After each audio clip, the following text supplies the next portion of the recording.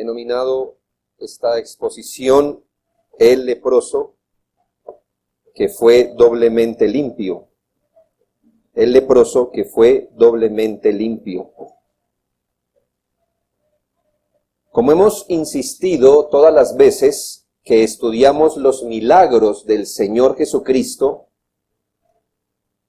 hemos de considerarlos como un cuadro ilustrativo de la misericordia salvadora de Jesucristo hacia pecadores que no pueden hacer nada para revertir su estado de miseria. No es que los milagros narrados en los evangelios sean un cuento o una parábola que alguien se haya inventado para ilustrarnos algo. No, creemos que los milagros del Señor son eventos históricos y reales, pero que cuando fueron realizados por el Señor Jesucristo, fueron realizados para que apreciemos de forma particular su obra de salvación, es decir, lo que Él vino a hacer, esa gracia abundante para pecadores, para que apreciáramos los medios de la salvación, los fines de la salvación, hasta la respuesta que deben dar los individuos al don de la salvación. Esta manera de interpretar los milagros de nuestro Señor Jesucristo es la que nos enseñó el apóstol Juan en el Evangelio que lleva su nombre, en el capítulo 20, versículos 30 y 31. Dice la palabra del Señor: hizo además Jesús muchas otras señales en presencia de sus discípulos, las cuales no están escritas en este libro, pero éstas se han escrito ¿para qué? Para que no solo Juan, sino para que los autores sagrados que escribieron el Evangelio, para qué escribieron las señales o los milagros que escribieron. Para que creáis que Jesús es el Cristo o el Mesías, el Hijo de Dios, y para que creyendo tengáis vida en su nombre. Así que hay un propósito salvador en los relatos que deliberadamente, claro, con la ayuda del Espíritu Santo, los hombres de Dios relacionaron en los escritos sagrados. Ellos, teniendo más cosas que escribir, fueron guiados a poner aquellos escritos que más nos hubieran hecho apreciar a Jesucristo en su obra salvadora. En estos jamás debemos perder de vista que no fueron relacionados, así como no fueron hechos, tampoco fueron relacionados en los evangelios para que consideráramos que Jesucristo tiene poder solamente. No fueron dados para eso. Su propósito no era que la gente al leerlos dijera: Jesucristo es poderoso. No, no meramente. El Señor no solo quería que se le considerara a la luz del poder que tenía sobre todo lo creado, sino que se le considerara en el poder que tiene sobre todas las cosas, sobre todo como el Salvador, para que la gente, al considerar ese poder, llegara a depositar su fe en Él como Salvador. Muy importante esto, porque el Señor muchas veces reprendió a la gente porque solo querían considerarlo a la luz de su poder, pero no de su poder salvador, sino de su poder. Ah, tiene poder. Entonces le buscaban para que dispensara su poder de la forma que la gente quería, pero esto no es lo que el Señor quería, sino que se le considerara que teniendo poder sobre todas las cosas, la gente pensara en cuánto poder tenía Él para salvar a los pecadores y para que el pecador depositara su fe en Jesucristo como Salvador. Si no consideramos esto, desfiguraríamos el propósito divino por el cual Él fue enviado al mundo. ¿Para qué fue enviado Jesucristo al mundo, queridos hermanos y amigos? No para que fuera el asistente del marinero en el mar cuando las olas o las tormentas naturales se levantan y le pudieran dar un codazo al Señor. Ahora es tu oportunidad. Ya que mi timón ya no puede maniobrar, ya que las velas ya no pueden hacer su función, ahora te toca a ti. Calma la tempestad. No, el Señor no vino aquí para ser el asistente, el enfermero del médico, para que cuando la fiebre no se revierta, para que cuando una enfermedad no se revierta, ahora es el momento de Jesucristo de actuar con su poder. Para esto no nos fue dado el Señor, no que Él no tenga poder para hacerlo, porque en el Evangelio nos muestra su poder, sino para que de tal manera amó Dios al mundo, que envió a su Hijo unigénito. ¿Para qué? Para que todo aquel que en Él crea no se pierda, pero tenga vida eterna. Y se llamará Jesús. ¿Por qué? Porque Él salvará a su pueblo de sus pecados, no de sus pequeños problemas. También Él puede hacerlo. De hecho, es un beneficio de los hijos del Señor, que Él nos asista. Pero ¿para qué específicamente fue enviado? Para que Él salvara a su pueblo de sus pecados.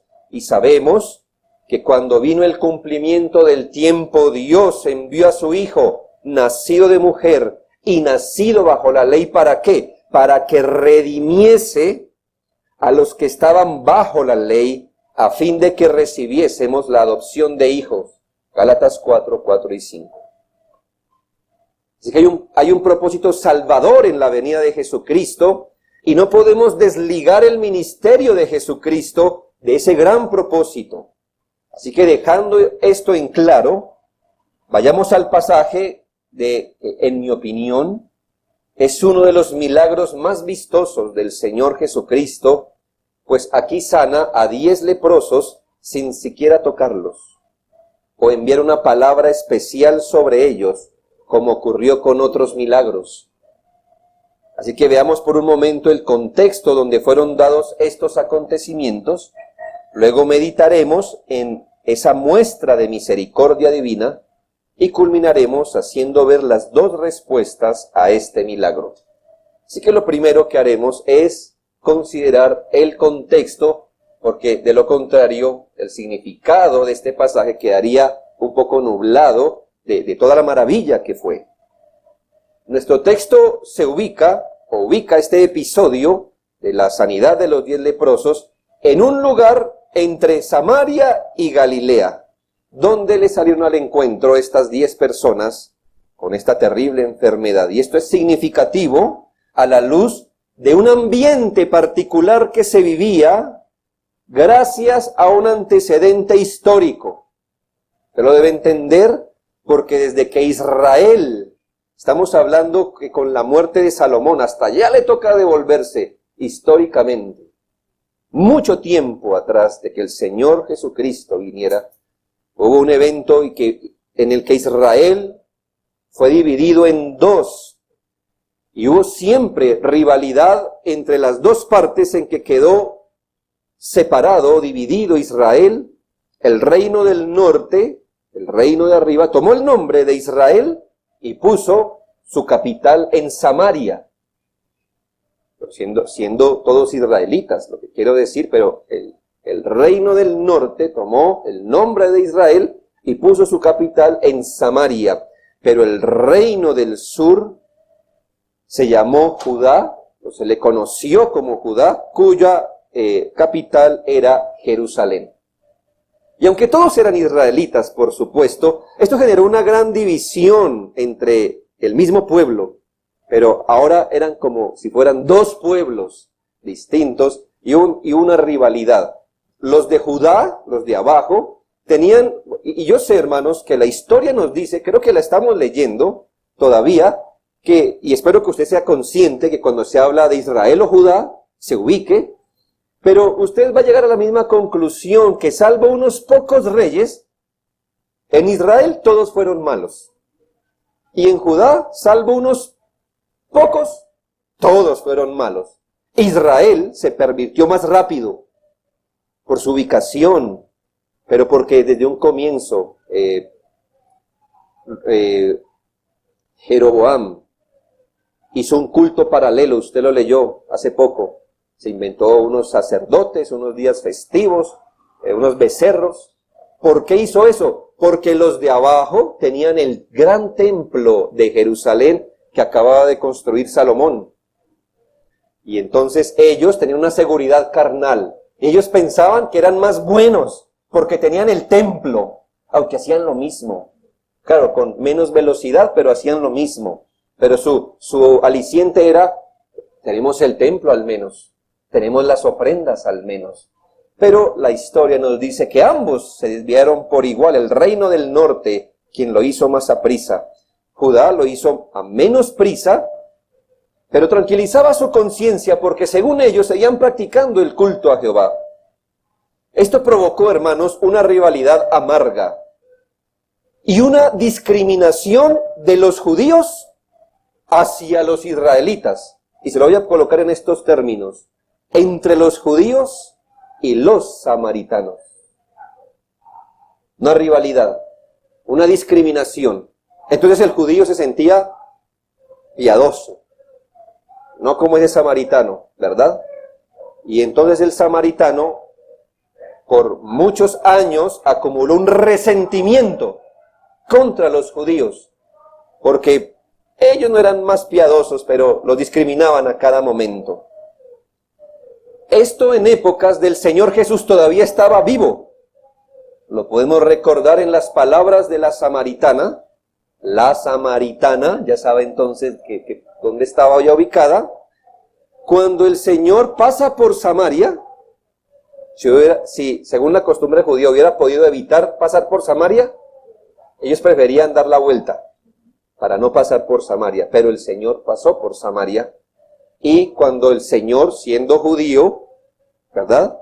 Nació en Nazaret, pero era considerado como nacido, se crió en Nazaret, y por eso ya se le consideró el nazareno, pero él nació en Belén, de Judea, de Judá, todo lo contrario, ¿verdad?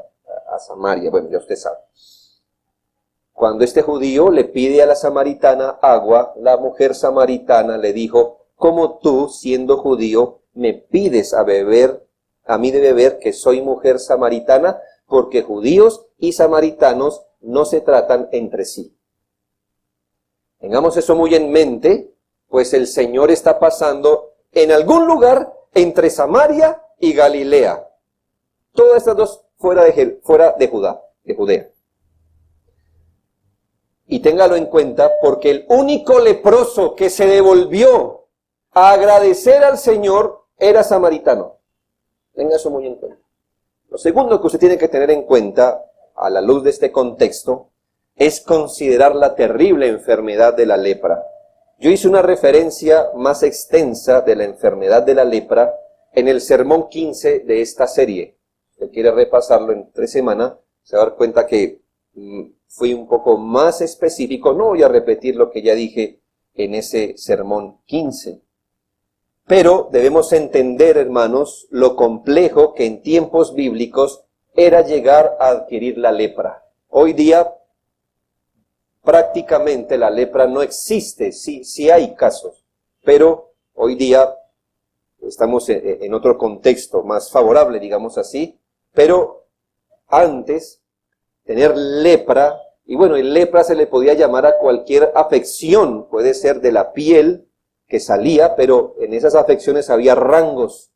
Había unas afecciones que hoy no sé cómo pudieran llamarse, que se pasaban a veces solas, pero había una lepra ya, lo que ya se conoce como la enfermedad, muy, muy compleja. No solo que era una enfermedad contagiosa, degenerativa, generalmente terminal e impactante a los sentidos. Es decir, quien viera un leproso, o aun cuando el leproso se miraba a sí mismo, era impactante, sino que además la lepra era considerada ritualmente impura. Era una condición no solo de enfermedad física, sino que religiosamente la persona que tenía lepra era considerada como alguien impuro, impuro, ¿sí?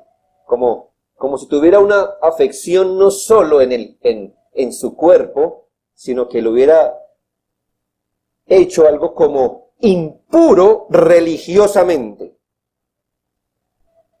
Según las regulaciones que encontramos en Levíticos capítulo 13, que haría usted también si quiere hacer bien esta semana en repasar Levíticos 13 y 14, que son todas las regulaciones del Antiguo Testamento para el tratamiento de la lepra, se nos muestra lo siguiente. 13, 45 y 46. El leproso, en quien hubiese llaga, llevará vestidos rasgados y su cabeza descubierta. Entonces, ¿qué tenía que hacer? Él no podía ocultar su enfermedad, sino que debía colocar su vestido tal como era su cuerpo, como algo feo, intencionalmente. Debería, usted al verlo, al menos a la distancia, debería ver a alguien andrajoso, intencionalmente, para que se diera cuenta, y su cabeza descubierta, porque quizás cubierta no parecería leproso, y entonces usted se le acercaría de forma natural, así que ellos tenían que mostrar que estaban enfermos. Y embozado, como estamos nosotros hoy, embozados, ¿ya? Embocinados. Debería andar él. Y cuando viera que alguien se acercaba a cierta distancia, la ética que el Señor puso es que él debería declarar públicamente su enfermedad con una palabra horrible, que dice allí, y embozado pregonará, ¡inmundo! ¡Inmundo! Él debería decir eso para que si usted iba de frente y se encontraba un individuo así,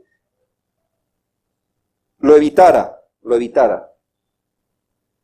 Dice, todo el tiempo que la llaga estuviere en él, será inmundo, estará impuro y habitará solo, fuera del campamento, será su morada.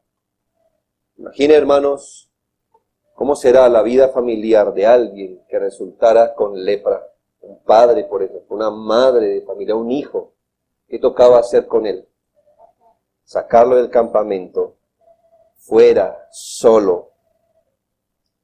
Un leproso no solamente estaba enfermo, sino ritualmente impuro, marginado, discriminado, viviendo en la miseria y la humillación. Así que tener lepra podemos decir que era una muerte lenta, no solo una muerte física, lenta y dolorosa, sino que era la muerte de todos los aspectos de su vida. Era una muerte lenta de su vida familiar, social, religiosa. En Levítico 14 se nos muestra las instrucciones a seguir en ese atípico caso. O sea, no era siempre, pero a veces pasaba en el que un leproso se sanara. Esta instrucción, para ese caso atípico de un leproso que se empezara a sanar, empezaba con presentarse ante el sacerdote. Así que el sacerdote tenía que recibir una persona así y hacer a la vez como una especie de inspección corporal y de mirarlo muy bien, porque el Señor da regulaciones. Si la erupción de la piel está así, entonces haga esto, si no está así, haga lo otro. Si usted ve, el sacerdote tenía la función de ratificar si estaba enfermo, si estaba sano, si todavía tocaba esperar más, bueno, etcétera. Usted lo puede leer. Si al final estaba sano, él tendría que dar una declaración, ratificar, tenía que mandarle a hacer un proceso, cosas como queme la ropa, lávese y vaya, traiga, ¿verdad? Dice Levíticos 14, 1 al 3, y habló Jehová a Moisés diciendo, esta será la ley para el leproso cuando se limpiare, será traído al sacerdote y éste saldrá fuera del campamento y lo examinará. No podía venir El sacerdote tenía que ir a rectificar y después dar una declaración de sanidad. Muy bien. Estos dos asuntos alumbran nuestro contexto y hacen muy relevante la enseñanza de esta mañana. Lo segundo a considerar, hermanos, es el asunto de la gran misericordia del Señor. La gran misericordia del Señor. Volviendo a Lucas 17, versículos 12 al 14, nos narra: y al entrar el Señor en una aldea, le salieron al encuentro 10 hombres leprosos, hermano. Esto es la enfermedad llevada a la 10ª potencia. ¿Ya? Era tener 10 personas. Es la miseria multiplicada por 10. Salen 10 hombres leprosos, los cuales se pararon de lejos y alzaron la voz, diciendo: Jesús, Maestro, ten misericordia de nosotros. Cuando él los vio, les dijo: id, mostraos a los sacerdotes. Y aconteció que mientras iban, fueron limpiados. ¿Le da más sentido la instrucción del Señor? Bueno, es un poco extraña, pero ya más o menos nos ubica. Estos hombres nos muestran cuán conscientes eran de su estado de miseria, ¿no cree? ¿En qué lo notó? En que se pararon de lejos, dice la Escritura. Se pararon de lejos al Señor. Mire cuán conscientes eran de su estado miserable.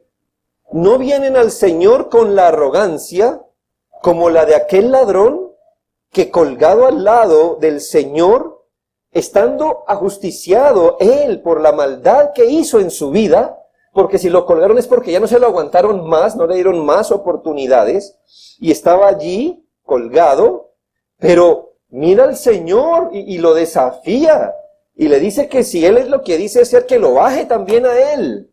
No vienen, así no vienen los leprosos al Señor. Ellos se sitúan lejos, como estaban acostumbrados a estar de la gente, y dejan salir un grito, pero no de inmundo, inmundo, sino gritan por misericordia. Dice la Biblia, alzaron la voz, gritaron. ¿Cuántas veces habrán alzado la voz declarando su miseria? Inmundo, inmundo, como decía la ley. Inmundo, inmundo, pero esta vez viene al Hijo del Señor, al Hijo de Dios, y prefieren gritar por misericordia. Las palabras con las que estos hombres miserables y conscientemente miserables, las palabras que dicen nos demuestran que tenían un conocimiento adecuado de quién era el que estaba pasando por allí. ¿Cómo se dirigen al Señor? Jesús, Maestro, ten misericordia de nosotros. Esto es muy relevante, hermanos. Mire, usted sabe que los alcohólicos anónimos tienen una declaración de 12 pasos. Eso es público para su recuperación. Son 12 pasos que ellos siempre deben tener en mente para buscar su recuperación. Los dos primeros pasos de la declaración de los alcohólicos anónimos dice esto. 1. Admitimos que éramos impotentes ante el alcohol, que nuestras vidas se habían vuelto ingobernables. Es lo primero, reconocimiento, ¿verdad?, de su problema. ¿Qué es lo segundo? Llegamos a creer en un poder superior a nosotros mismos. Llegamos a creer que un poder superior a nosotros mismos podría devolvernos el sano juicio. Hermanos, nada de esto se parece a lo que los leprosos dijeron. Ellos no se pararon de lejos y dijeron, ¡oh gran poder superior! Quien quiera que seas, como quiera que te manifiestes. No con la arrogancia del pecador que conociendo su miseria dice, si Dios existe, entonces. O si tú eres quien dices ser, entonces. No vienen parados en su arrogancia humanista, porque aunque parezca que los alcohólicos anónimos están ciertamente reconociendo su pecado. Dicen, oh gran poder superior. ¿De dónde sacan su poder superior sino de su propia imaginación arrogante? No, hermanos, estos hombres no se paran el uno al otro diciendo, ¿qué opina? ¿Lo intentamos? Intentémoslo. ¿Qué más queremos? ¿Cómo es que se llama él? ¿Qué dicen ellos? Jesús, Maestro, ten misericordia de nosotros. Dirigieron su súplica al Señor Jesús, reconociendo plenamente su autoridad. ¿Y por qué lo sabemos? La palabra traducida por maestro no es la misma palabra que se usa para declarar a alguien como un rabí o maestro que le enseña a uno algo. Usted sabe que al Señor se le dirigían como maestro, como sinónimo de ese rabí judío, de esa persona docta, de esa persona capaz de enseñarle a uno la voluntad del Señor, las Escrituras. Esta no es la palabra usada aquí. Así que no es el reconocimiento, aunque Jesús lo es, pero no es el reconocimiento de ese oficio profético de Jesucristo. El oficio profético de Jesucristo nos enseña que Jesucristo es nuestro guía, nuestro maestro, quien nos enseña la voluntad de Dios, quien nos guía a través de la palabra santa. Pero esta palabra no es esa. Lo que pasa es que no hay una palabra equivalente en nuestro idioma. No la tenemos. No tenemos una palabra equivalente a la que usaron estas personas con respecto a Jesús. Literalmente podemos traducirla como el que está con autoridad sobre algo. ¿Cómo lo diríamos? Muy difícil, ¿no? Literalmente, eminente, ilustre, notable, superior, principal, jefe. Pero ninguna de estas parece adecuada, ¿verdad? No hay una palabra exacta. Entonces yo creo que los traductores dijeron maestro, maestro. Pero ya usted sabe que usaron una palabra donde se reconocía que el Señor estaba sobre todo, que es como el jefe en una empresa, pues, el presidente de un país. Es el que tiene la majestad, el poder de hacer algo, que está por encima de todo. Y cuando le dijeron, Jesús, Maestro, ten misericordia, le estaban reconociendo como más que un simple hombre de buen conocimiento. Estos leprosos reconocieron la autoridad y el poder de Jesucristo, su señorío, su majestad. Y es muy relevante porque ni siquiera los líderes religiosos de su tiempo llegaron hasta allá. Uno de los mejores teólogos de su tiempo dijo, sabemos que tú has venido de Dios, porque nadie puede hacer los milagros que tú haces si Dios no está con él. Hasta allá llegó un teólogo de la época. Estos hombres vieron más allá. Jesús, Maestro. Pero, ¿cuál es su pedido? Ten misericordia. Mire que allí estos hombres tienen la capacidad de ver un poco más allá al fondo. ¿Por qué están pidiendo misericordia si no es porque creen que Él puede tener misericordia? Porque el hecho que le reconozcan en su autoridad suprema no hace que ellos huyan despavoridos diciendo, este ser tan majestuoso, tan alto, tan sublime, ¿qué podrá interesarse por nosotros? Y ese conocimiento de ese Dios tan grande, lo que hizo fue alejarlos de Él diciendo, no, es un rey, es el Señor. No, hermanos, ellos por algún motivo, creemos que es el Señor, por supuesto, llegaron a entender que pese a su gran majestad, tenía un corazón misericordioso para aquellos que estaban sufriendo. Todo eso pudieron ver ellos.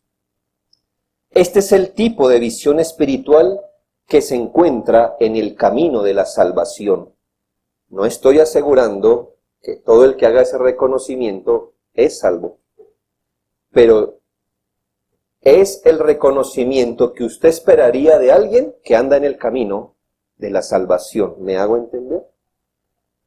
No que todo el que reconozca esto, usted pueda asegurar que es salvo, pero de hecho, si alguien hoy día es salvo, es porque ha debido tener este reconocimiento del Señor como maestro, como que tiene el poder, pero la misericordia para lidiar con la miseria. Ahora bien, la orden divina fue extraña para ellos. ¿Por qué le están pidiendo misericordia si no es porque reconocen que Él les puede dar misericordia? Y de hecho, si está pidiendo misericordia para su lepra, es porque de alguna manera tenían el conocimiento de que el Señor podía sanar ese tipo de enfermedad. Pero aquí el Señor no los toca, como quizá habían escuchado estos leprosos. De hecho, antes de este evento vemos que un hombre leproso se postró a sus pies y el Señor le tocó. No les envía una palabra poderosa como sé sano o sé limpio, cosas así. No los envía a hacer un rito específico como el hombre que le unta barro con su saliva en sus ojos, dice vaya y lávese en el estanque y vuelva. No los manda a hacer esto, sino que los envía al sacerdote según los requerimientos de la ley para el leproso que estuviera sano. ¿Ya? Note esto. Usted, como leproso, no iba al sacerdote a menos que estuviera sano. ¿Por qué? Porque el sacerdote debía examinarlo para decirle si sí o no estaba sano. Y el Señor, ¿qué les dice? Ten misericordia de nosotros. El Señor les mira y les dice, vaya y preséntense al sacerdote. Qué orden, ¿no? Qué cosa tan extraña, qué cosa tan desafiante. Se me hace que es similar cuando el Señor entra a una sinagoga y un hombre tenía una mano seca. Esto no es muy común verlo hoy, pero haga de cuenta una mano que no sirve y el Señor le dice, extiende tu mano. Vamos, Señor, pero la tengo seca. ¿Entiendes?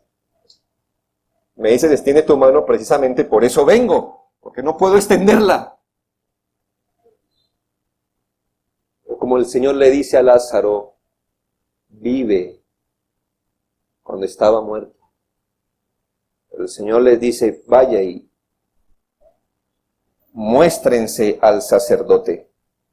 ¿Qué clase de orden era esta?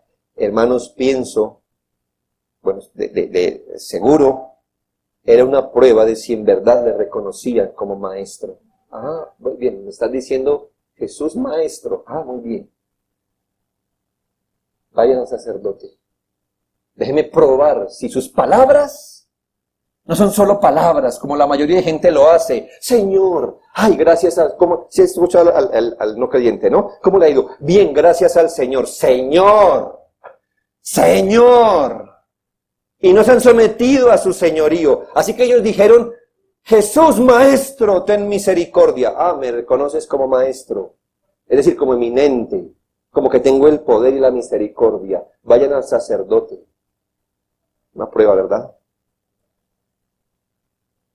A distinción de Naamán el sirio, que leímos hace como 2 domingos, si usted recuerda en Reyes, que también un hombre sirio, un eminente entre los sirios, un capitán, resultó contagiado de lepra, y una sierva suya, judía, le dijo, hay un hombre de Dios, Eliseo, Dios lo usa, él lo puede sanar. Así que este hombre, Naamán, fue a donde Eliseo, y Eliseo ni siquiera lo quiso ver. Digo, vaya y dígale que se lave en el Jordán 7 veces. ¿Y qué hizo Naamán? ¿Se acuerda? No, no es posible. Vengo aquí viajando soy un hombre eminente, vengo aquí viajando, y este me manda a hundirme en el río Jordán. Yo tengo ríos allá en Siria mejorcitos que estos, y era para eso, más limpios. Estos hombres, a comparación, por ejemplo, de Naamán, se volvieron y pusieron sus pies en marcha para ir donde el sacerdote. Hermanos, no, perdónenme la palabra que voy a usar, pero no regatearon al Señor. No cuestionaron sus métodos. No abandonaron su causa diciendo, ¿esto era? No, yo pensé que nos iba a decir, vengan, y nos iba a tocar o alguna cosa, pero no, hermanos. No hubo nada dramático, si usted se da cuenta. No hubo ese espectáculo circense. Circense es todo lo relacionado al circo. No es ese espectáculo circense que usted puede apreciar en los sanadores de hoy. Esa gente que se retuerce ahí al frente y hace tonterías y monerías, porque el otro le está sanando y manda así. Y hermano, eso es Dragon Ball. Eso no es el poder de Dios. Esos hombres se la pasan viendo anime. ¿Cuándo usted ve eso en la Escritura? Qué ciegos estábamos, ¿verdad? En algún tiempo. Pero hermanos, nada dramático, no lágrimas, no como la mujer que quiebra un vaso de alabastro, no tan visible como quizás el Saqueo, el hombre más pequeño, pero más corrupto. Hermanos, simplemente vaya y muéstrense a los sacerdotes. Y estos hombres muestran una fe infantil, se llama eso. Voy a hablar de lo que es general en un niño, no de casos particulares. Pero si usted le dice a un niño, ven, ¿él qué hace? Bueno, por eso se lo roban, ¿verdad? Fe infantil. Fe infantil. Generalmente hay excepciones, por supuesto. Generalmente usted coge a un niño y le brinda algo y él lo toma. Es un niño. Fe infantil. Como la que el Señor espera de quien viene a Él. Si el Señor dice, muéstrense al sacerdote, ¿qué dijeron ellos? Al sacerdote iremos. Y pusieron sus pies en marcha. Oh, hermanos, mire la misericordia de Dios. Mientras iban, muy probablemente unos metros, quizá 1 kilómetro después, su piel quedó limpia. Imagine el cuadro, hermanos, de usted andar con sus amigos de lepra, de enfermedad, y decir, ¿qué pasa en tu cara? ¿Qué pasa en tus manos? Las erupciones de su piel desvanecieron, sus llagas se aliviaron, sus deformaciones, porque si usted sabe, una de las características de la lepra es la cara de tigre, se le llama. Su piel cambia y se hace semejante a la de un felino. Su piel como limpia como la de un niño. Su carne putrefacta se volvió la de un hombre sano. ¿Se ha preguntado usted qué tipo de poder pudo fluir de Jesucristo para que a la distancia ellos fueran sanos de su enfermedad? ¿Se ha puesto a pensar cómo el Señor envió la orden, como mentalmente de pronto se limpió? ¿O el Señor oró, Señor, sánalos? No sé. ¿Qué tipo de poder puede alcanzar a alguien a la distancia y revertir su enfermedad miserable? ¡Qué gran poder! Pero qué gran poder misericordioso. 10 hombres aliviados de su miseria, con la que de seguro su expectativa de vida era morir solamente. Usted esperaría encontrar ese tipo de confianza en aquellos que van camino a la salvación. Fe infantil. No estoy diciendo que todo el que haga esto es salvo. Porque estoy diciendo que usted esperaría encontrar esto en quien es salvo. Y finalmente, hermanos, consideremos la respuesta. Consideremos la respuesta. Los versículos 15 al 19, a saber, nos muestran dos respuestas. La del leproso y la del Señor. Miremos, 15, versículo 15. Entonces uno de ellos, viendo que había sido sanado, volvió, glorificando a Dios a gran voz, otra vez a gran voz, y se postró rostro en tierra a sus pies, dándole gracias, y este era samaritano. Respondiendo Jesús dijo, ¿no son 10 los que fueron limpiados? ¿Y los 9 dónde están? No hubo quien volviese y diese gloria a Dios, sino este extranjero. Y le dijo, levántate, vete, tu fe te ha salvado. Cuando uno de estos hombres reparó en que había sido sano, se devolvió a prisa, dice la Escritura. A diferencia de los demás, que de seguro, hermanos, siguieron exactamente la orden del Señor Jesús, de irse a presentar a los sacerdotes.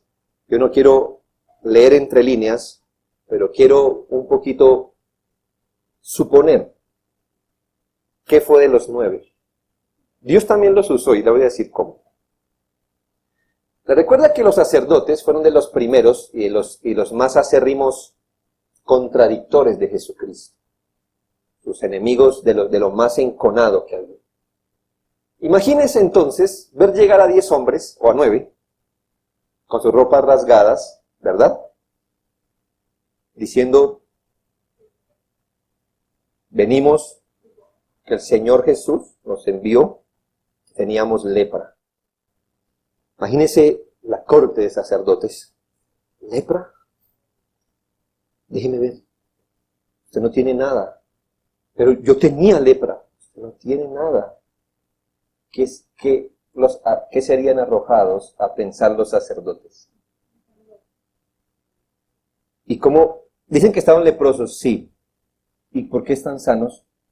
Un tal Jesús nos salvó. Le pedimos misericordia y nos sanó. ¿Sí ve lo que hace el Señor? ¿Qué podían decir con 9 ex leprosos? Allí, sus más acérrimos contradictores. Mire. Ellos sabían, hermanos, por eso blasfemaron contra el Espíritu. Porque ellos sabían cosas así. ¿Cómo las podían explicar? ¿Cómo? Estos 9 están diciendo somos leprosos. Y ahora estaban con su piel, miren. ¿Qué podían decir? O caían a los pies de Cristo, o se endurecían más, como la mayoría hizo, diciendo, no puede tener cualquier otra explicación, menos que Él sea el Hijo de Dios. Pero bueno, eso es leer entre líneas, pero el Señor los dejó, y los 9 se fueron obedeciendo al Señor. El Señor dijo, preséntense a los sacerdotes. Entonces, vamos a los sacerdotes, y allí fue. Pero uno se devolvió. El texto es muy significativo por las expresiones coloridas que tiene. ¿Recuerda, hermanos, lo que tenía que gritar un leproso? Inmundo, inmundo. ¿Recuerda lo que este leproso gritó para ser sano? Jesús, Maestro, ten misericordia de nosotros. Y ahora dice la Biblia que volvió otra vez gritando. Acostumbrado a gritar. Y aquí la expresión es más enfática que la anterior. Cuando se usa la expresión que gritaron, ten misericordia de nosotros, usa una expresión, pero aquí la expresión es más grande. La expresión es fones megales. Megales. Mega grito. Hizo un mega grito. O sea que este hombre se devolvió gritando, glorificando al Señor por la sanidad que había recibido. No fue de aquellos que pidió en voz alta y agradeció en voz baja. No es de los que oran fuertemente y hasta en público por misericordia. y agradecen secreta y calladamente. No es de los que reciben una misericordia grande y visible y olvidan responder de manera acorde. Pero esto no fue lo único. Este hombre encuentra al Señor y literalmente pone su rostro en tierra. Literalmente. No sé por qué algunas versiones no lo ponen así, pero literalmente dice que puso su rostro sobre la tierra. A los pies del Señor, dice literalmente, agradeciendo.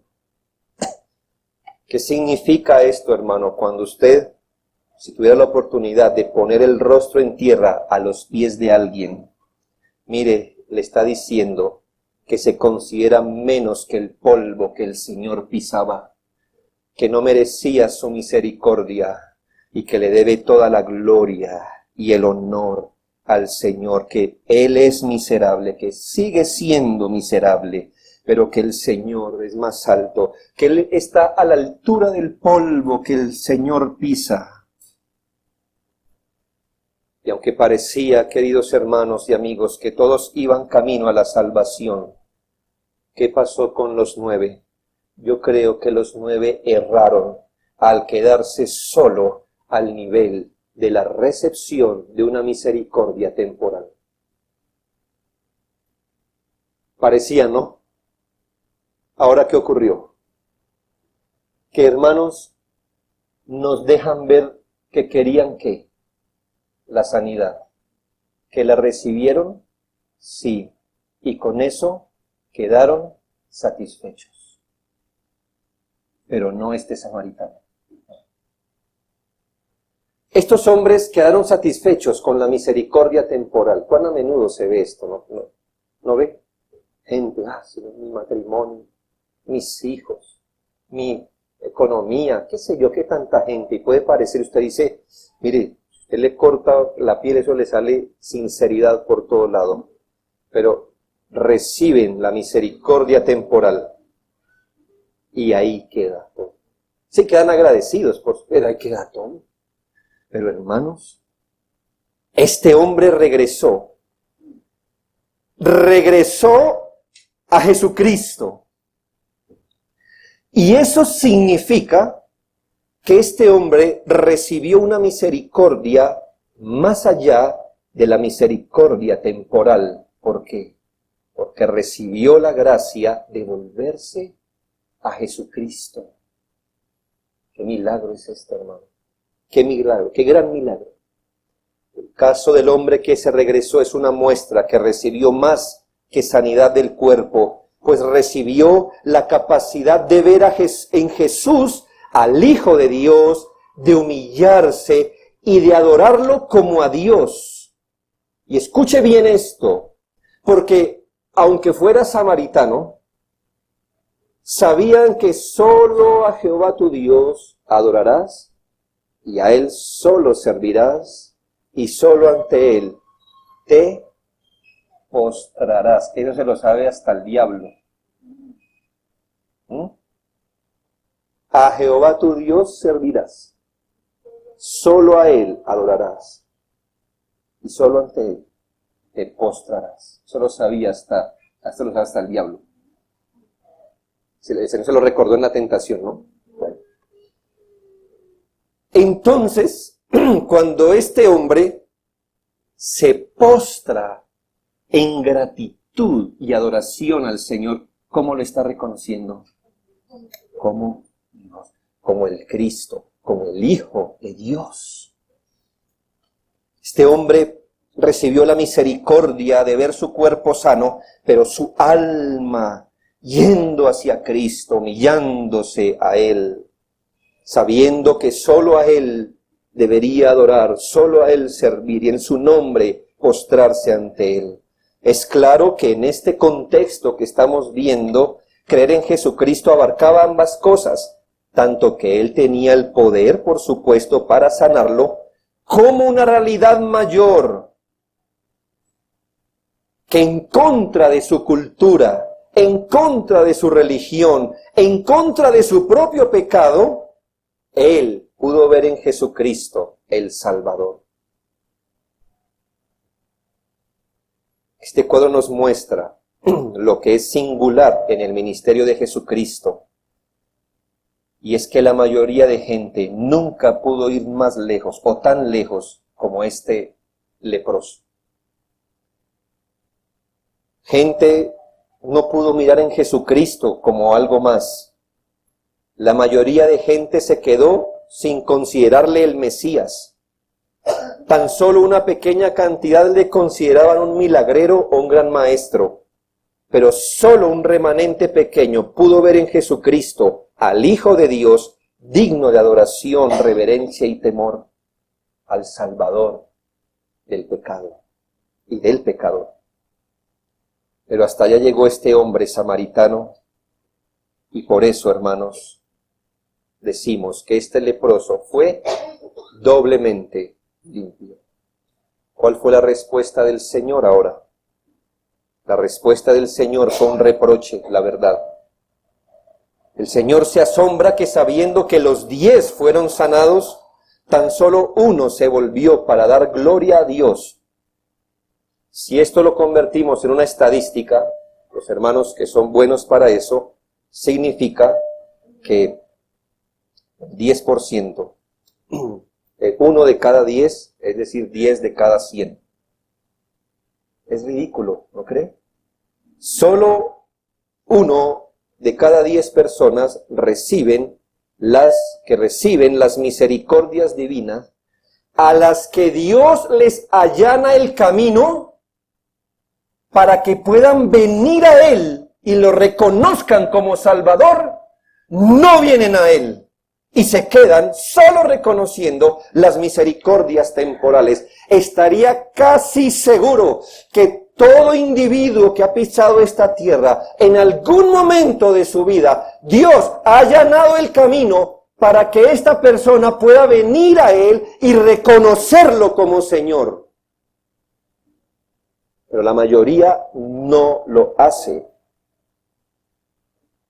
No lo digo yo, hermanos. Romanos 2, bueno, le debo el versículo exacto, pero dice, ¿no sabéis que su misericordia te guía al arrepentimiento? Porque Dios muestra misericordias temporales a los no creyentes. ¿Para qué? Para que ellos sean conducidos ¿a qué? Al arrepentimiento. Sí, cuando a nuestros familiares, a nuestros amigos, Dios les concede misericordias temporales, ¿qué está haciendo Dios con ellos? Allanándoles el camino para que ellos puedan por un momento, aunque sea por un momento, fijar sus ojos en Jesucristo. Pero no agradecen. A lo sumo se quedan con el bien temporal. Yo pienso, hermanos, que en este tiempo de epidemia, ¿cuántas personas han recibido una segunda oportunidad? Dios deja que unos no lo hagan para que apreciemos lo que debería ser. Pero Dios deja que otros se recuperen. Y yo creo que muchos de ellos están agradecidos con Dios por recuperarlos del COVID. Pero hasta allí. No más. No más. Así como los judíos en el tiempo de Jesucristo estaban satisfechos con las sanidades, con la multiplicación de la comida y hasta con sus enseñanzas, pero que jamás se arrodillaron humildemente a Jesús como el Salvador, los 9 individuos representan esto mismo. No solo a los judíos que rechazaron al Mesías, sino que esto representa cómo exactamente donde usted menos esperaría encontrar fe la encuentra. Y eran estos perrillos, en estos gentiles miserables, en este samaritano ignorante y leproso. Él se devolvió. Son de las gentes porque les recuerdo que todo esto empezó porque el Señor recibe una crítica. Con los pecadores, a los pecadores recibe y con ellos come. Porque precisamente no era con los sacerdotes, no era con el judío. Porque se endurecieron, pero era con este tipo de personas. Nos muestra este texto lo que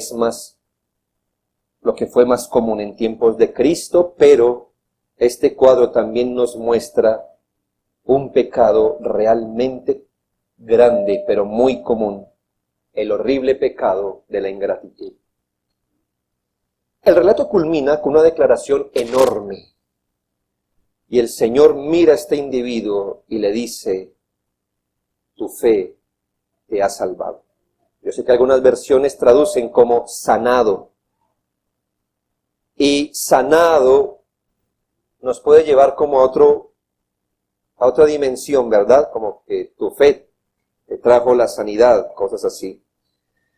Pero en el versículo 14, cuando dice, y aconteció que mientras iban fueron limpiados, o sea, fueron sanados de su lepra, no es la misma palabra que se usa en el versículo 17. La palabra que se utiliza en el versículo 14 es limpieza o sanidad del cuerpo, catarizo. Pero en el versículo 19 se usa la palabra sozo, que regularmente es el término usado para la salvación del pecado. Solo uno de los 10 hombres que fueron milagrosamente sanados recibió el segundo y más grande milagro al nivel de su alma, la salvación del pecado. Tu fe te ha salvado. Este hombre se puede decir que fue doblemente limpio, que su sanidad exterior de la lepra solo era una representación de la sanidad del pecado que ocurrió en su alma. Su confianza, gratitud, humildad, compromiso, amor, alabanza, adoración a Jesús son evidencias suficientes de una fe que salva y que a diferencia de los demás no se quedó en las misericordias temporales que recibió. Este hombre arrepentido representa este remanente de creyentes entre los pecadores arrepentidos que no solo deseaban y disfrutaban de las bendiciones terrenales de Jesucristo, sino que representa al pecador que viendo su miseria se humilla con fe genuina, deseando la limpieza de su alma y al recibirla glorifica a Jesucristo como Dios y Señor. No puedo terminar sin hacer alguna aplicación. Yo le quiero hablar a los amigos, a los que no están hoy en Cristo, a los que aún no están seguros si están en Cristo. ¿Ha considerado usted el pecado como una terrible lepra espiritual? Hermanos, describir el pecado con una sola analogía es imposible. Debe decir que es una caída, que es una mancha, que es una llaga, que es una transgresión, como mirábamos hace 15 días, es un errar el blanco, es una transgresión. Definir el pecado en un solo término es muy complejo, pero aquí contemple el pecado desde esta perspectiva.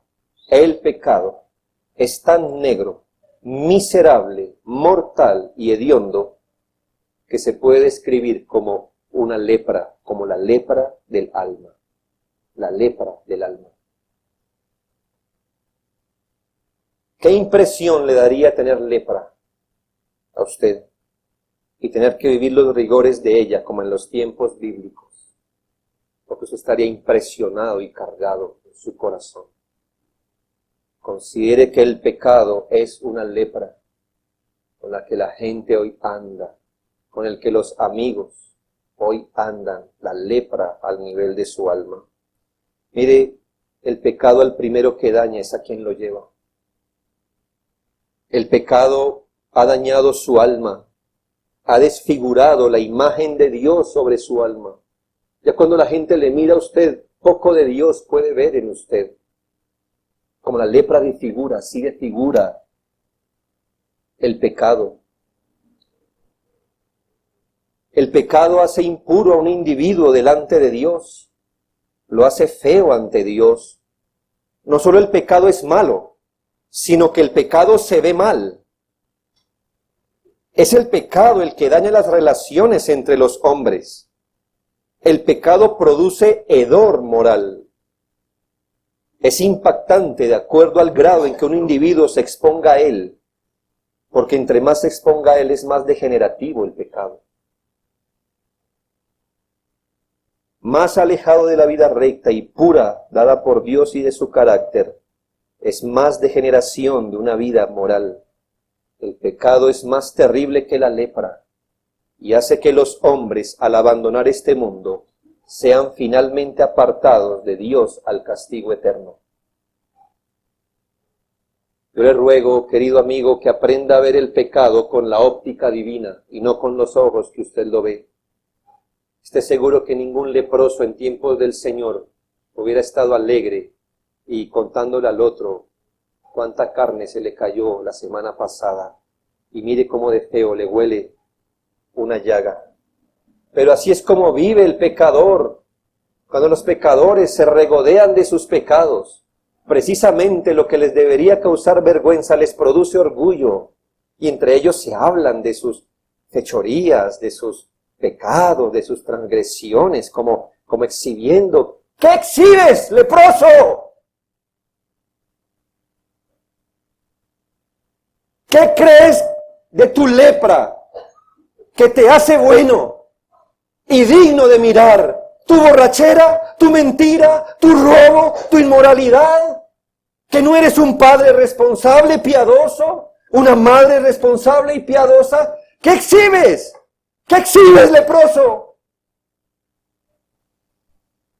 Que Dios te conceda ver tu pecado como una lepra. Porque tú ahora lo ves máximo como un salpullido.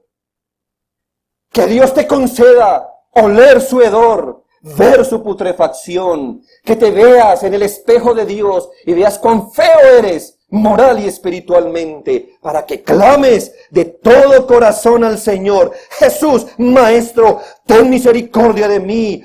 ¿Cuántos hombres, cuántas mujeres, debajo de esa expresión linda de su cuerpo, esconden lepra?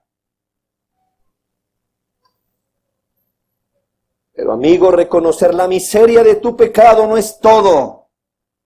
Saber que usted es pecador, que el pecado es una condición terrible que produce frutos terribles, que el pecado le hace aborrecible ante Dios, que lo daña a usted, al prójimo, es necesario en el camino de la salvación, pero no es suficiente. El texto nos enseña que los pecadores, al reconocer su miseria, no solo dicen: soy pecador, soy malo, soy pecador, soy putrefacto, soy un leproso inmundo. No, ellos se vuelven a Cristo. Reconocerse pecador es necesario, pero nunca es suficiente. El texto nos enseña que al reconocer el pecado, un pecador debe clamar al Señor por misericordia. No se quede contemplando cuán fea es su lepra, doliéndose por ella, sino que vaya al Salvador por la fe, en misericordia. Fíese de los gloriosos métodos de la salvación. Confíe con fe infantil la redención de su alma a Jesucristo. No regatee, no negocie los términos. ¿Y si no me arrepiento? ¿Y si no me arrepiento de esto? ¿Y qué tal si en vez de esto hago unas buenas obras? No regatee, crea en el Señor, no dé por sentado nada. Acójase por la fe a Jesucristo como el gran sustituto del pecador. Parte de la cruz, amigo, usted no tiene ninguna esperanza. A menos que reciba la gracia de la salvación, usted morirá con su lepra de pecado. Es necesario mirar a Jesucristo con fe, en ese espíritu de arrepentimiento, reconociendo su miseria, pero reconociendo que Jesucristo es la provisión de Dios para el pecado y para el pecador. Que Dios le dé esa visión. Ahora le hablo a otros oyentes. ¿Ha reconocido que Dios ha obrado eso en usted? ¿Es usted de los que ha sido humillado por el reconocimiento de su miseria de pecado? ¿Es usted el que ha tenido una confianza infantil y ha seguido obedientemente los términos para hallar salvación? Si ha sabido que la salvación solo se encuentra en el poder misericordioso de Jesús como Hijo de Dios, si usted se ha humillado ante Él en adoración, usted debe cargar con un enorme sentido de gratitud que no le quepa en el pecho. un milagro no menor al de los leprosos cooperado en usted. ¿De qué le hubiera servido a usted reconocer toda la vida que era un leproso si al final hubiera muerto así?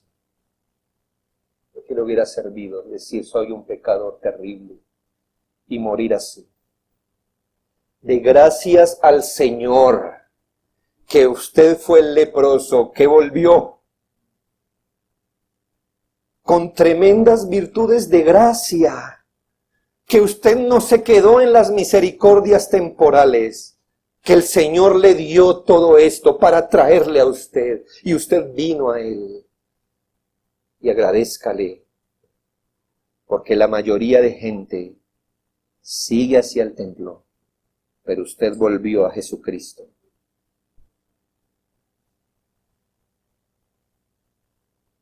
¿Qué clase de gratitud le cabe a usted en el pecho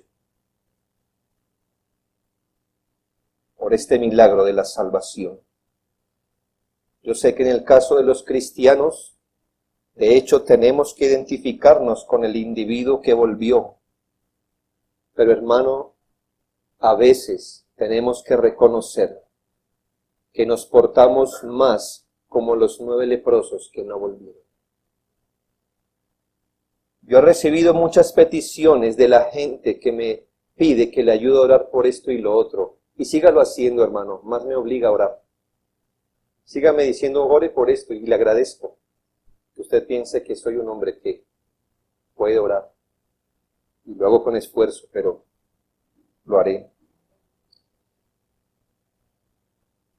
Recibo muchas llamadas y peticiones de ayúdenme a orar por esto. Pero difícilmente recuerdo que alguien me haya llamado para decirme, ahora ora en gratitud por esto. Aun cuando sabemos que Dios les respondió.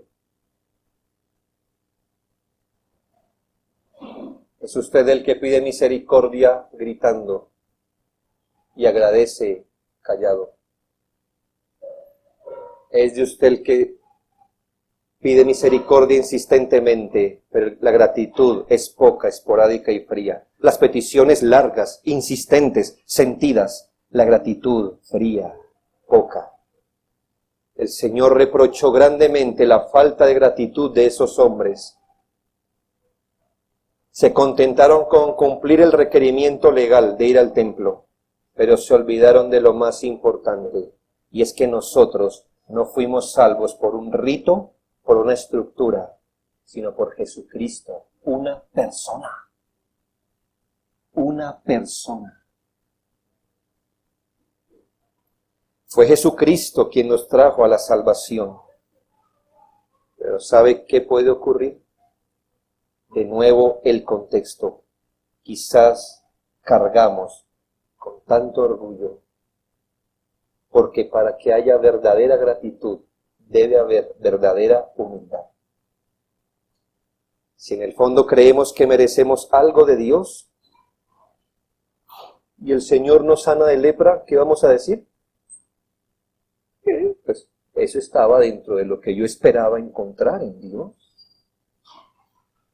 Oh, no podemos, hermanos, merecer algo. No podemos asumir sus bondades. No podemos recordar la lepra y decir, al fin y al cabo era un salpullido pequeño. No. Por eso, hermanos, hay otra lección hoy para reconocer en humildad. Es reconocer que ninguno de nosotros merecía la salvación que se nos dio en Jesucristo. Usted no lo merece. Cuando yo estudiaba para humillarnos, estoy en un colegio militar, se nos decía lo siguiente, y se nos hacía cantar mientras trotábamos, que no merecemos el aire que respiramos, ni la comida que se nos da. Así nos hacían cantar. Pero ¿sabe? Yo le quiero traer eso a usted hoy, esta mañana. Nosotros somos criaturas que no merecemos nada, mucho menos a Jesucristo. Y se nos dio una salvación tan preciosa y grande en la persona de su amado Hijo, quien fue a la cruz, convirtiéndose como un sustituto en un leproso. para que su pueblo no muriera así.